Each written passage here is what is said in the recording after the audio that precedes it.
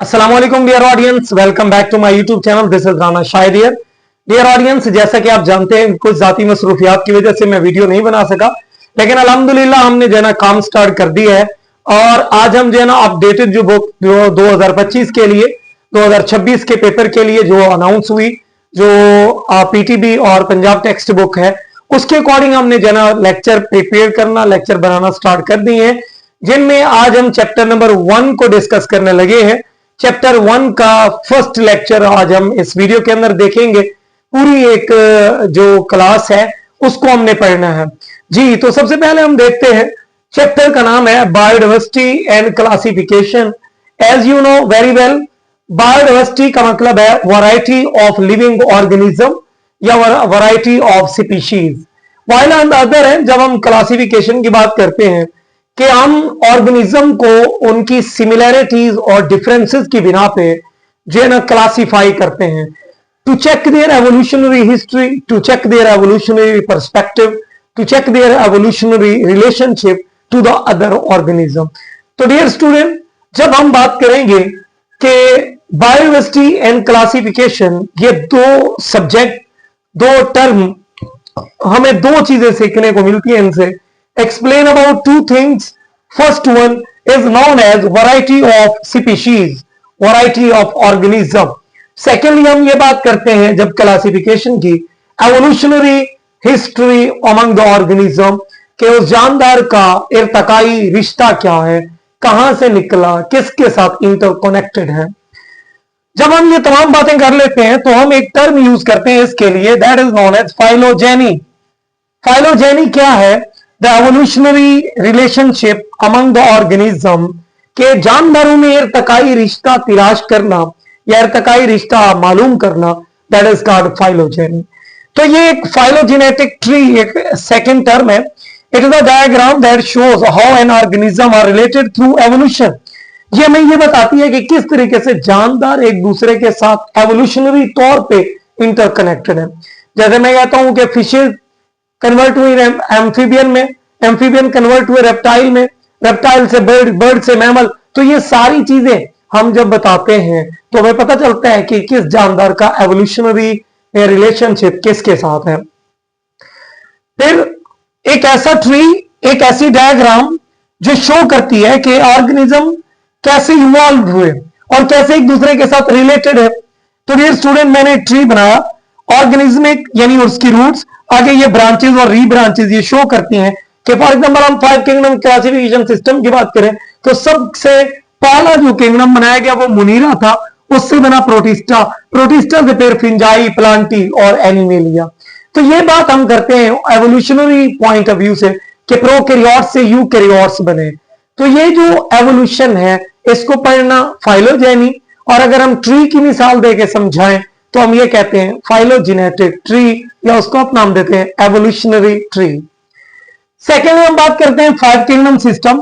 तो dear student, ये 5 kingdom system दिया गया 1969 में, और साइंटिस्ट थे रॉबर्ट विटेकर। इन्होंने 5 किंगडम सिस्टम बयान किया on the basis of similarities and differences, on the basis of evolution, on the basis of genetic. ये मार्गुलेस ऑन शुवार्टिस की जो रिकमेंडेशन थी उसके अकॉर्डिंग जेनेटिक को भी इंक्लूड किया गया।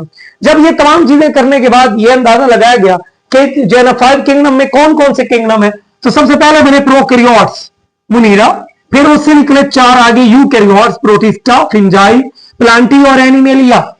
फिर जब हमने 2 किंगडम सिस्टम पढ़ा उसमें भी डिफेक्ट थे, 3 किंगडम सिस्टम पढ़ा उसमें भी डिफेक्ट थे, 5 किंगडम सिस्टम पढ़ा उसके अंदर भी डिफेक्ट है। तो फिर हमने एक अलग सिस्टम बनाया। सबसे पहले मैं आपको डिफेक्ट बताता हूं कि जो 5 किंगडम सिस्टम है ना, ये स्टैटिक इन नेचर है, कि ये जैसे पॉइंट पे रोक गया ना, रोक गया, आगे इसने अपने अंदर कोई तरामीम नहीं की, कभी इसने अपने अंदर नई चीजें ऐड नहीं की, एवोल्यूशनरी पॉइंट ऑफ व्यू से किसी ऑर्गेनिज्म को इंक्लूड नहीं किया। Secondly, ignoring the genetic data, ignoring the acellular entities, ignoring the archaebacteria, ignoring the symbiotic association organism, algae to fungi, fungi to root nodule, ये सारे जो है एसोसिएशन जो सिम्बियोटिक थे ये भी इसने वाजे नहीं किए।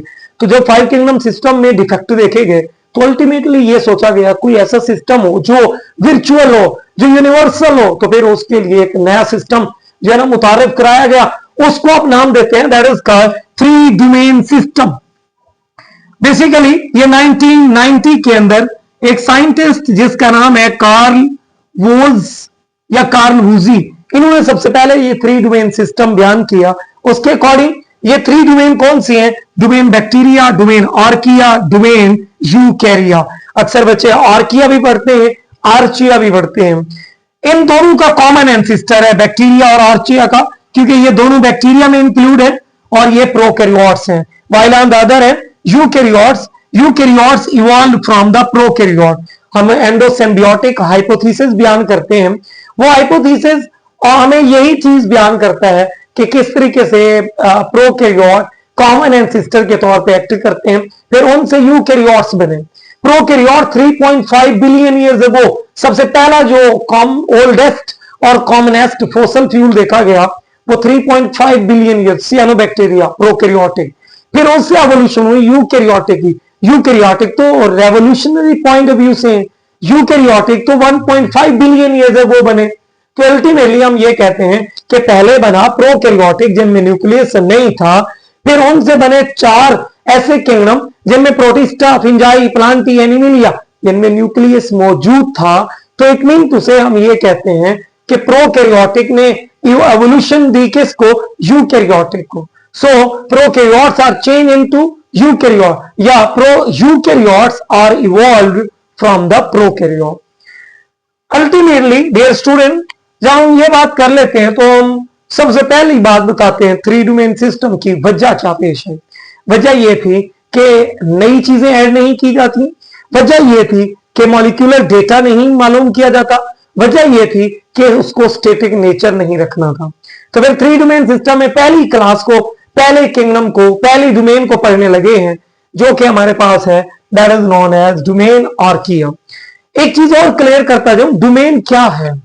डियर स्टूडेंट, आप जब टैक्सोनॉमिक हायरार्की पढ़ते हैं, टैक्सोनॉमी का निजाम मरातब पढ़ते हैं, तो आप ये कहते हैं सबसे जो बड़ा है लार्जेस्ट और सबसे स्मॉलेस्ट, इन 2 पॉइंट को आप क्लियर करते हैं। तो सबसे पहला जो लार्जेस्ट टैक्सा है वो किंगडम है। Kingdom, phylum, class, order, family, genus, species, ये आप सारी तरतीब के साथ बताते हैं। तो इस किंगडम से भी ऊपर जो चीज मौजूद है वो हमारे पास है डोमेन।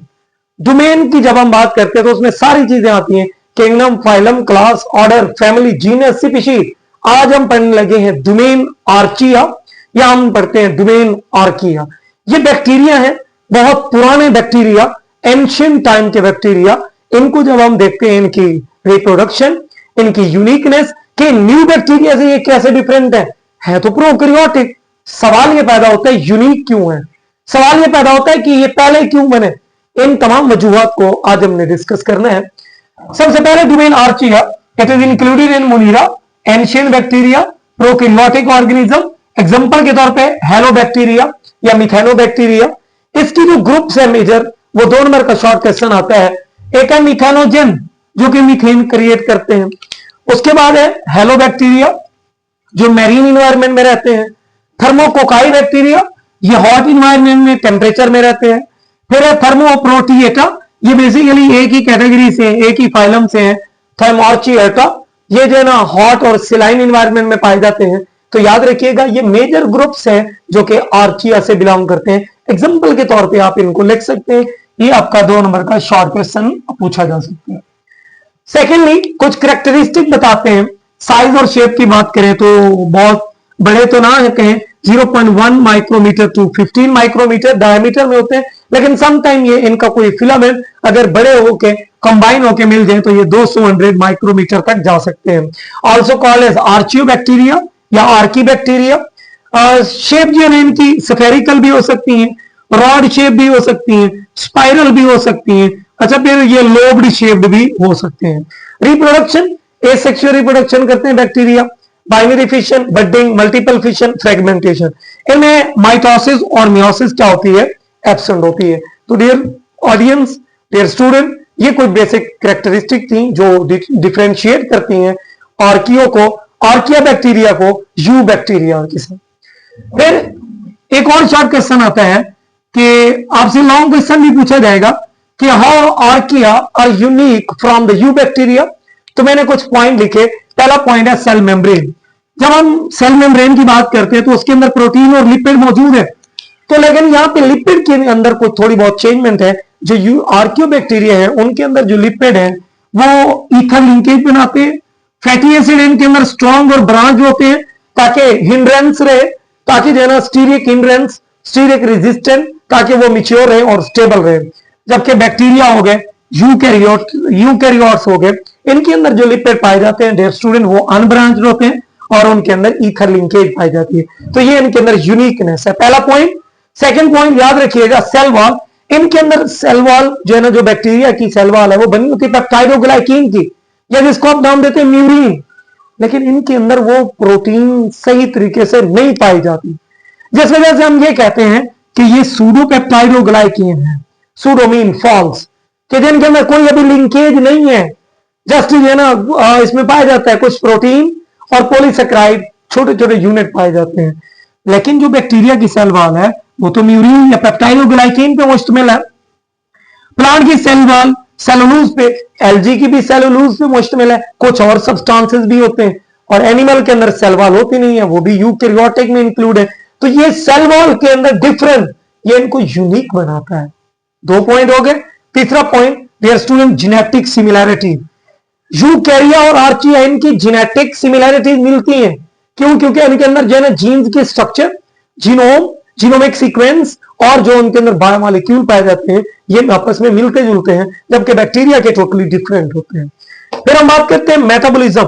इनकी एक खासियत है कि ये जो है ना मिथेनोजेनेसिस करते हैं, production of methane by the metabolism, this is called methanogenesis. तो इनके अंदर ये सलाहियत है कि ये मिथेनोजेनेसिस कॉज करते हैं, जबकि बैक्टीरिया और यूकैरियोट्स, एनिमल, ये फोटोसिंथेसिस करते हैं, रिप्रोडक्शन करते हैं और रेस्पिरेशन करते हैं, फोटो रेस्पिरेशन करते हैं, तो डाइजेशन करते हैं, एसिमिलेशन करते हैं। These are the common feature that belong to eukaryote, that belong to bacteria, not belonging to archaea. So these are the points that can differentiate between the archaea as well as bacteria and animal. So that was all about the topic related to first lecture, domain archaea. Long question के तौर पे आपसे पूछा जा सकता है। Thank you so much dear student, आपने ये पूरी वीडियो देखनी है और पूरी वीडियो देखी, आपको कोई भी सवाल है तो आप कमेंट सेक्शन में बताएं। वीडियो को मैक्सिमम जो है शेयर करें, लाइक करें और बेल आइकन को दबा दें। Thank you so much.